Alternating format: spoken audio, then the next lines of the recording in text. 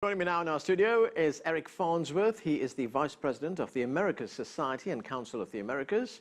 From London, we're joined by Francisco Dominguez. He is the head of the Latin American Studies Research Group at the University of Middlesex. He's also Secretary of the Venezuela Solidarity Campaign. Also with us in the studio is Mark Weisbrot. He is co-director of the Center for Economic and Policy Research in Washington, D.C. Welcome to all of you to the show. Eric, when the President Obama, that is, announced these sanctions, he said that Venezuela presented an extraordinary threat to American national security.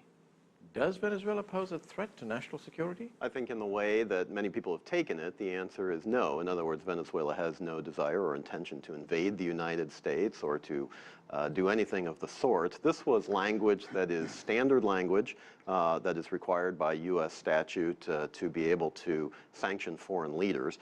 So from that perspective, it was routine and bureaucratic. Having said that, the explanation of that has not been particularly convincing to many people, and so that's something that the government of Venezuela and indeed some of their neighbors in Latin America have taken and found fault with and suggested that this was an inappropriate action. But having said that, we have to remember that the sanctions that were named were not against the government, they were not against the country, they were not against the people of Venezuela, they were against 7 individuals who are credibly alleged to have done some things in terms of the human rights issues and other things. These were minimalist, very limited, and very targeted. So the reaction has been overwhelming and probably well out of all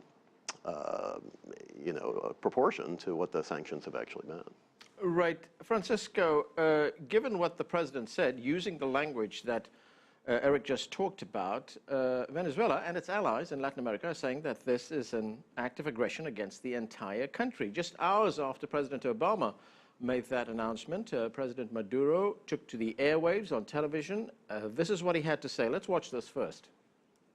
Presidente Barack Obama, el día de hoy. President Obama will be remembered in the future for his decision today and the aggression against the Venezuelan people, the noble people, because the people of Venezuela are a peaceful people, President Obama. You don't have a right to attack it or to declare that Venezuela is a threat to the people of the United States. You are the threat to the people of the United States. You decide to invade, to kill, to finance terrorism in the world. So, Francisco, this has touched a raw nerve in Venezuela. Why is there so much anger at the President's action? The United States has taken a very hostile attitude towards Venezuela, the Venezuelan government, since 1998. And the United States was involved even directly in the coup d'etat that took place, the brief coup d'etat that took place in 2002. And ever since, there is always evidence, irrefutable, that the United States is involved in the stabilization plans against this government. And they seem to have targeted Venezuela very intensely. And clearly, it is the case that policymakers in the US, those who think strategically in particular, saw that the death of Hugo Chavez presented a window of opportunity to finally settle the matter. And you can see what's been going on ever since. In 2014, just to cut a long story short, the United States, various bodies of the United States, security, intelligence bodies, the government itself, John Kerry, Joe Biden, Obama himself, and so on, made about 103 hostile statements against Venezuela. And in less than 3 months this year, the United States made about 170, and each one of them was actually increased in decibels.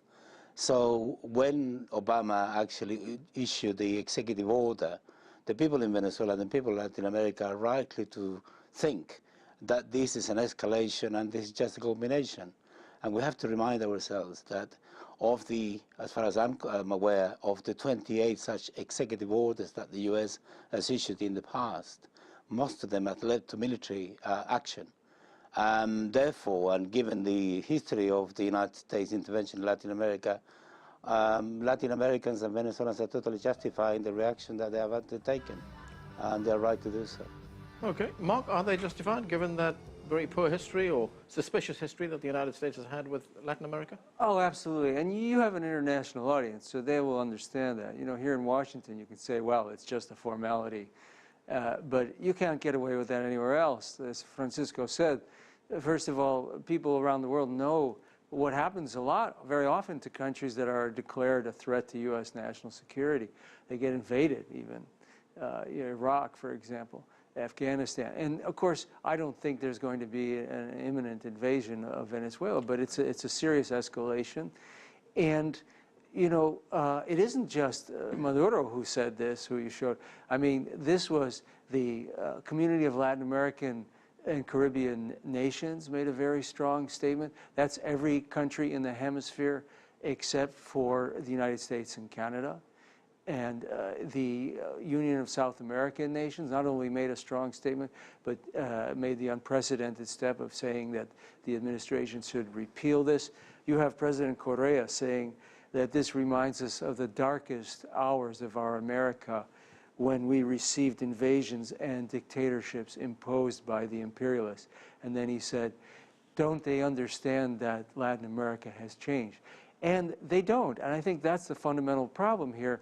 And the other thing that this did, besides isolate this administration more than probably any previous administration in Latin America, is it showed that President Obama's opening in Cuba didn't represent any change in actual strategy towards Latin America. It was made because people in the administration believed that this was a more effective way to get rid of the Cuban government. And that's how the Cubans took it too.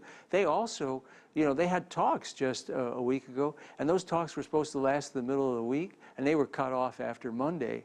And that was because of this, and they made very strong statements against it as well. So President Obama's got a problem now. He's got the Summit of Americas in like just a week or two, and the last one was a disaster in 2012, and this one could very well be one as well because of this issue.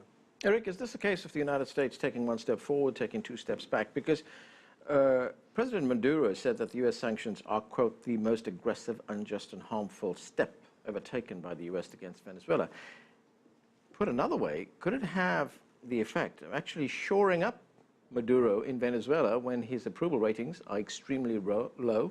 As we heard from our reporter, the country's economy is in a mess.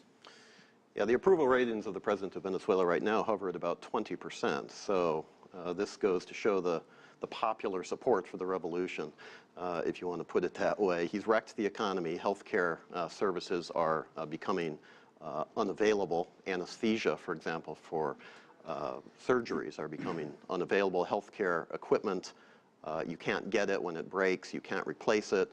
People are standing in line for hours on end for basic necessities like toilet paper, diapers, healthcare items, etc. So this is an economy that is running to ground, despite the fact that it also has the largest amount of proven hydrocarbons in the entire world. So this shows the incredible failure of the economy and the government in Venezuela. So for the president to come out and suggest that the United States has some sort of coordinated attack on the country and to suggest that the United States is ready to invade the country is quite simply ludicrous.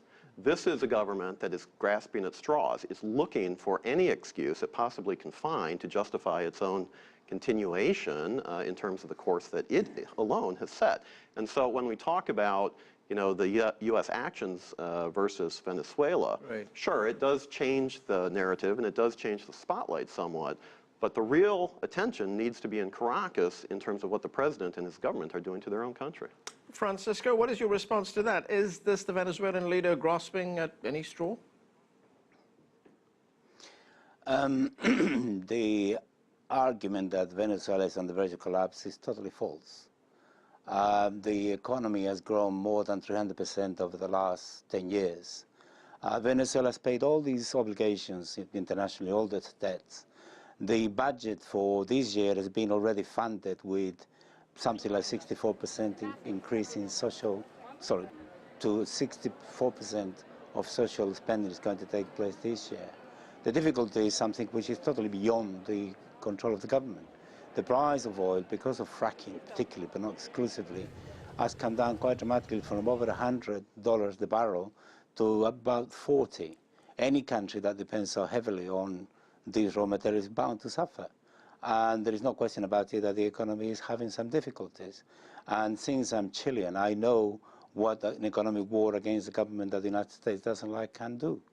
And in the case of Chile, they wrecked the economy completely. And this is what is going on in Venezuela as well. That doesn't mean to say everything is produced externally. There are some mistakes that are made and so on. There are some difficulties which are structural.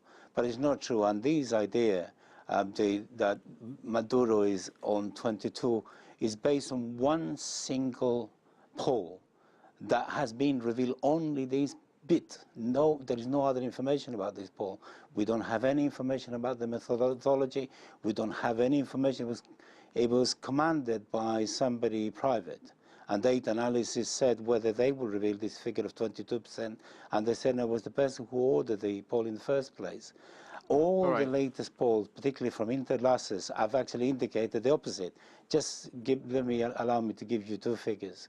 About 64% of the population think that Maduro is doing the right thing to resolve the problems of the country, and 94% of the population oppose totally an US invasion. So things are not going well. And if one looks at the opposition is totally fragmented and is not doing very well at all. Mark, what does the US hope to gain from imposing these kinds of sanctions against Venezuela? Yeah, well, that's a good question. I think that, you've had a struggle within the Obama administration for years now on what to do in Venezuela. And, of course, you have the hardliners in Congress, the Republicans, the Florida Republicans, the neocons. They've always had a strategy of doing anything they can to get rid of this government. The Obama administration has gone back and forth. In 2010, they tried to restore ambassadorial relations with Venezuela, and they got sabotaged by right-wingers in Congress and within the State Department, too. But this comes from deep within the administration, I think, like the 2009 coup in Honduras, which the Obama administration did everything it could to help it succeed. I think this is basically the faction within the administration, and it's hard to tell who. There's the Pentagon, there's 17 intelligence agencies, there's the White House, there's the State Department. But, the faction that really doesn't want to normalize relations with Venezuela, that's why they're doing it. They want out. They want to make sure that the U.S. doesn't move towards full diplomatic ambassadorial relations with Venezuela, and that's why I think they did it.